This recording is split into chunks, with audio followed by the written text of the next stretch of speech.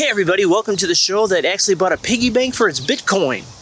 That's right, it's 5 minutes you won't get back. A little show we waste 5 minutes of your time, but just remember the 5 minutes doesn't start until we say it does. I'm Brian. I'm Heather. And did you know that according to I know the sun's Google, in my eyes. It's gonna keep coming. Anyway. Did you know that according to the Google, yeah. I lost it. Google. Did you know that your pinky finger, it actually represents like 50% of the strength in your grip? Yeah. Did you know that? No. Well, now you do. You didn't even. It wasn't even like a question. It was just like, here's a fun fact. There you go. So 50%. Pinky. Yep, pinky. So the other 50% is distributed to the other fingers. Well, actually, it was saying that the thing that I was reading was talking that your ring finger and your pinky finger, between the two of them, yeah, they're like a powerhouse. They have a lot to do with your grip. These babies are. And then your thumb and your index. Yeah. And your middle finger provide dexterity. Oh, they're the wimp ones, but they provide dexterity. Yeah. And it also said that most surgeons agree, which I'm sure there's surgeons that don't agree. I'm not like there's saying probably you should surgeons go do this, but that if you're gonna lose a finger, it shouldn't be your pinky. It should not be your pinky. It should be like your index finger. Huh. I'm sure not all surgeons agree. Don't take this as any kind of medical advice. There's one surgeon out there named Bob, and he thinks the first finger, get rid of that pinky. We don't need it. Follow the science, people. You don't need your pinky. Yeah, just definitely don't, like, if you're losing a finger, if you're in that situation, so don't just randomly ask the Google. Maybe talk to an actual doctor. Yeah, that's right. If you're working on a table saw, make sure you always have your pinky sheathed. Anyway. That's right. That's all we have for that. So, okay, anyways, so the 5 minutes starts now. Boom. Okay, today, real quick, and I always say real quick. It's never real quick. I want to talk about, what do I want to talk about today, Heather? You didn't even know, do you? I remember. Car alarms. Yeah. And that's what you said. Right, and I think, overall, car alarms don't work. I mean, they make you feel safe, and they might think if somebody breaks in, the car alarm's going to go off, but how many times have you been in a parking lot and you hear a car alarm go off? Or... Yeah, but if the car alarm is going off, it's somebody that just set the car alarm off so they can find their car. Right, or a car alarm goes off in the neighborhood. No one pays attention to it. I mean, are burglars actually afraid of car alarms? Realistically speaking? I don't know. It's like you hear, a siren go off in the background. You just, whatever. It's like the public broadcasting system. Remember those things? Yeah. This is a test of the emergency broadcast system. This is only a test, and then it beeps. I listen to the radio. Oh, they still do that on the radio? Yes. I wasn't aware. They have like weekly tests on certain stations. But anyway, here's the deal. Same principle. I think if something bad actually happened, no one would be paying attention. We could go to nuclear war, and they give us this thing, and no one would know because we're off.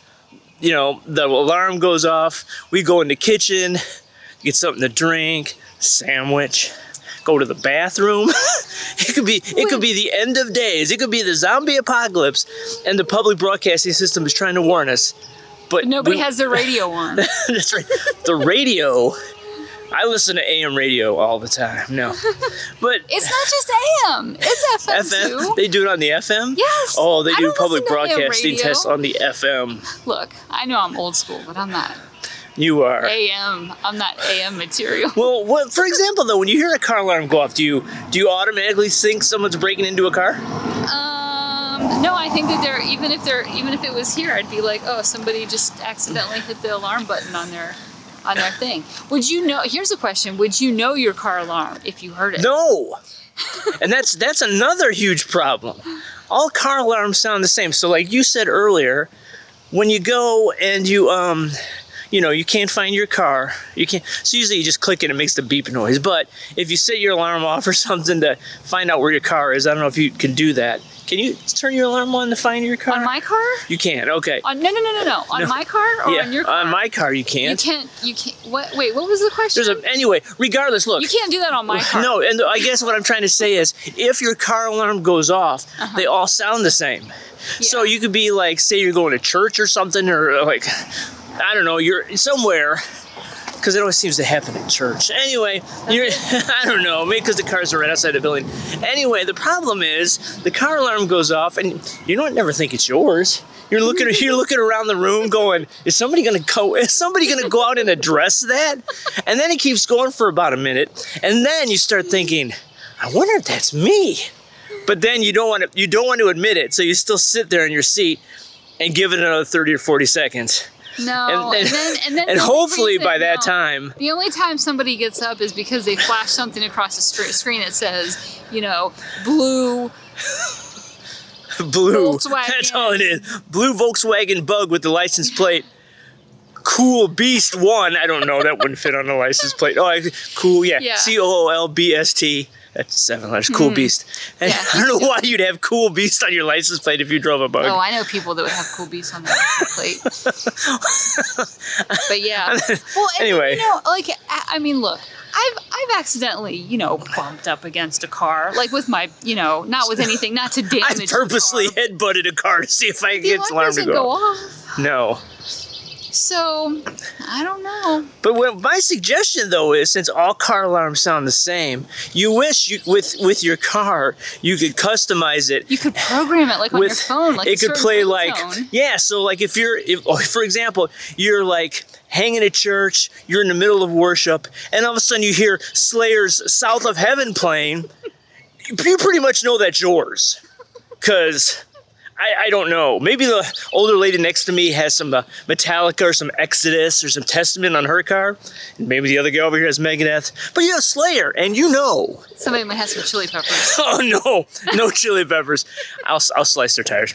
Anyway, I'm just joking, I would. But yeah, so that's the thing. And you could Car be alarms. there you go. And for real quick, and you could be one of those people that's really on top of things. You could have a fog hat alarm. Do you even know what I'm talking about? Have I really aged myself with fog hat? I have. So yeah. What do you do what would you do with my car? There's no alarm on my car. There's no car.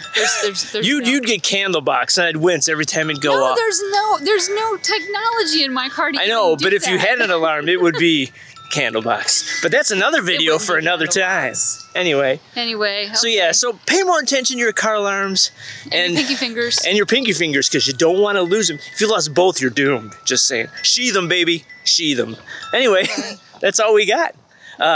I'm Brian. And Heather. And just remember, it isn't a great day until we wasted 5 minutes of your time.